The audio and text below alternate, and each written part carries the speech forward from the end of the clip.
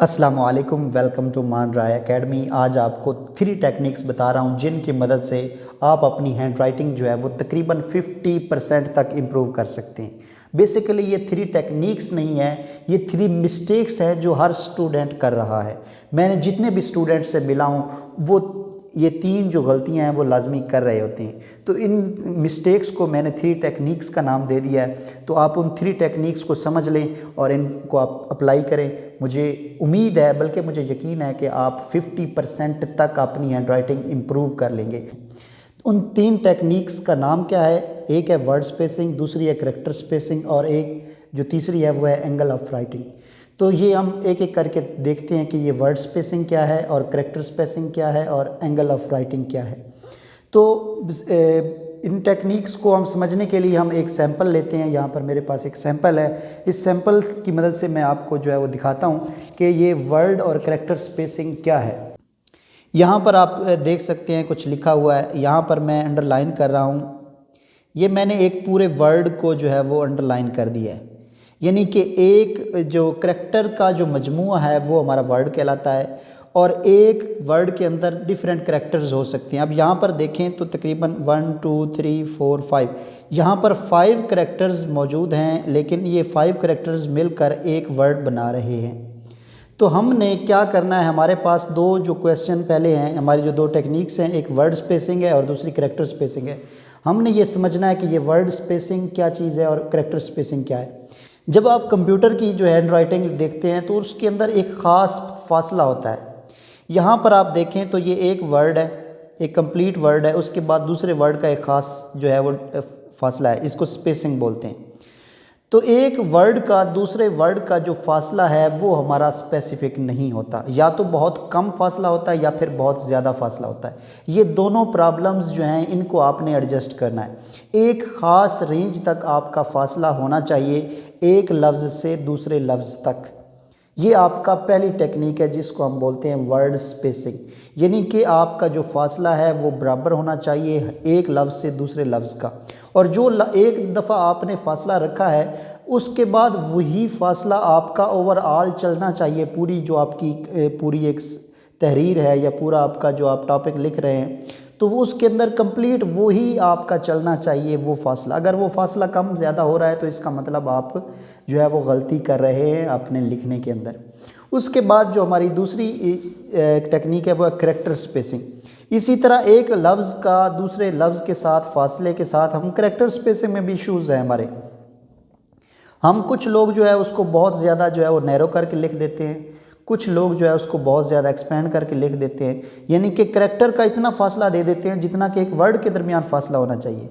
तो ये प्रॉब्लम जो है ये भी आपकी हैंड राइटिंग के अंदर जो है वो बहुत सारे प्रॉब्लम्स क्रिएट करती है। उसके बाद तीसरी जो टेक्निक है वो है करैक्टर का जो एंगल ऑफ राइटिंग है वो हमारा ठीक नहीं होता। इन तीनों को हम अगर ठीक कर लें तो हमारी हैंड राइटिंग जो है वो बिल्कुल बेहतरीन होगी। अब हम देखते हैं बाकायदा तौर पर, वो आपको प्रैक्टिकली दिखाता हूँ कि क्या चीज़ है। यहाँ पर एक लफ्ज़ आपने लिखा, एक लफ्ज़ आपने लिख लिया, उसके बाद आपका ये जो दूसरे लफ्ज़ का जो फासला है वो एक प्रॉपर जो है वो स्पेस होनी चाहिए। जितनी स्पेस आप रखेंगे वो उतनी ही आपको बेहतर लगेगी। उसके बाद ये मैं लिखता हूँ एक जो है वो करैक्टर, उसके बाद ये दूसरा करैक्टर, तीसरा, ये इसका पूरा एक लफ्ज़ हो गया। अब मैंने एक पूरा लफ्ज़ जो है वो लिख दिया है। यहाँ पर ये ज़रूरी नहीं है कि आपकी बहुत आउटस्टैंडिंग जो है वो होनी चाहिए हैंड राइटिंग, तब आपकी जो है वो अच्छी लगेगी। अगर ये 3 टेक्निक्स आप इस्तेमाल कर लेंगे तो आपकी 50% तक आपकी हैंड राइटिंग जो है वो बेहतर हो सकती है। तो ये एक मैंने जो है वो वर्ड लिखा, ये मेरा दूसरा वर्ड है, ये 1 ये है 2। अब तीसरा वर्ड लिखने के लिए भी मेरा सेम डिस्टेंस होना चाहिए। उसके बाद मैं अब तीसरा लफ्ज़ लिखता हूँ। ये मैंने 3 जो है वो वर्ड लिखे हैं, तीनों वर्ड्स का मेरा जो डिस्टेंस है वो मैंने सेम रखा है।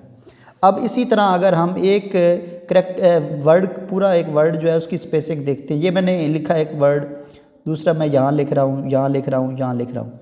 अब ये फासला देखें, ये है हमारी करैक्टर स्पेसिंग। अब मैं लिखता हूँ यहाँ पे, बहुत इनको नैरो करके लिख देता हूँ, ये समझ ही नहीं आएंगे। ये भी बुरी चीज़ है, ये भी गलत है, ये भी गलत है। आपका जो फासला है वो यानी कि इतना होना चाहिए कि एक लफ्ज़ दूसरे लफ्ज़ से जुदा नज़र आए वाज़े तौर पर, लेकिन वो फासला इतना ज़्यादा ना हो। अब मैं इसको अगर यूँ को यहाँ पे लिखूँ तो भी ये फासला कम है, इसको थोड़ा सा इतना सा मैं बना देता हूँ ताकि मेरा फासला जो है वो थोड़ा सा टच ना हो लफ्ज़ मेरा, लेकिन मेरा लफ्ज़ जुदा नज़र आए। ये चीज़ आपने ख़ास ख्याल रखना है इसका, यानी मेरा एक करैक्टर दूसरे करैक्टर से टच ना हो और उसके बाद जो है वो फासला जो है वो ज़्यादा भी ना हो। ये दोनों चीज़ों का ख्याल रखना है।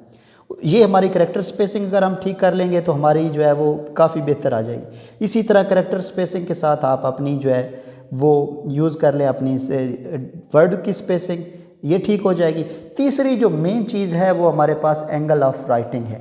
एंगल ऑफ राइटिंग को जो है वो बहुत ज़्यादा जो है वो डिफरेंट लिया जाता है। हमारे पास आम तौर पर 3 एंगल जो है वो यूज़ होते हैं। ये है एक 90 डिग्री, ये डिग्री है हमारे पास, इसको बोलते हैं 90 डिग्री, ठीक है। एक एंगल ये है, एक हमारा एंगल ये है कि ये हमारा ये यहाँ पर, यानी कि ये जो एंगल है ये तकरीबन हमारा जो है वो 90 से अबव है। तकरीबन इसको 115 कह सकते हैं या 120 कह सकते हैं। ये एक है एंगल, एक एंगल ये है, एक एंगल ये है और तीसरा एंगल जो है वो ये है। तीसरा एंगल क्या चीज़ है, ये है इस तरीके से और ये हमारा एंगल ये बन रहा है, ये तकरीबन 60 बनता है हमारे पास।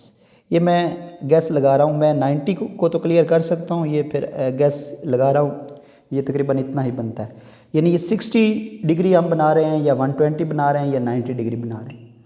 ये 3 एंगल हैं लिखने के लिए हैंड राइटिंग।